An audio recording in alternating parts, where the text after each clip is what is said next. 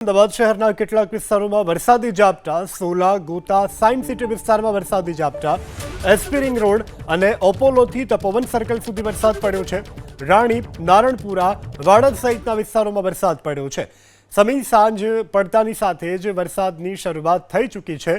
ત્યારે અમદાવાદ શહેરના કેટલાક એવા વિસ્તારો જેવા કે Sola, Gota, science city, SP ring road અને એલોપોથી તપોવન સર્કલ સુધી જે વિસ્તારો છે, એપોલોથી તપોવન સુધીના ત્યાં વરસાદ પડ્યો છે.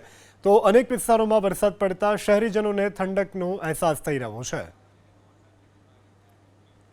તો આ તરફ પાટનગર, ગાંધીનગરમાં પણ કેટલાક વિસ્તારોમાં વરસાદ નોંધાવો છે. ગાંધીનગર શહેર અને ગ્રામ્ય વિસ્તારમાં વરસાદ નોંધાવો છે. સેક્ટર 1, ગિફ્ટ સિટી સહિતના વિસ્તારોમાં વરસાદ નોંધાવો છે. દિવસભરના ઉકળાટ બાદ એકાએક વાતાવરણમાં પલટો આવ્યો અને રાજ્યના પાટનગર, ગાંધીનગરમાં પણ આખિરકાર મેઘરાજાએ મહેરબાની થોડા ઘણા વત્તા અંશે કરી, જેને કારણે હાલ તો શહેરીજનોને અને આસપાસના જે ગ્રામ્ય વિસ્તારો છે ત્યાં લોકોને અત્યારે ગરમીથી આંશિક રાહત મળી છે.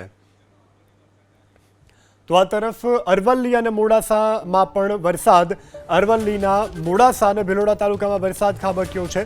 મોડાસાના આનંદપુરા અને માથાસુલિયામાં પણ વરસાદ ખાબક્યો છે. આ સાથે અદાપુર અને સબલપુર સહિતના ગ્રામ્ય વિસ્તારોમાં પણ વરસાદ ખાબક્યો છે. તો મોડાસાના અનેક વિસ્તારોમાં જે વત્તા ઓછા અંશે વરસાદ. સમાચાર સાબરકાંઠાથી. સાબરકાંઠા જિલ્લામાં પણ પવન સાથે વરસાદ પડ્યો છે. વડાલી, પ્રાંતિજ અને હિંમતનગર તાલુકામાં વરસાદ પડ્યો છે. પવન સાથે વરસાદ પડ્યો છે. વડાલી શહેરની સાથે વડગામડા, હાથરવા, વડાલી, કંપા, મેઘ સહિતના ગ્રામ્ય વિસ્તારોમાં વરસાદ.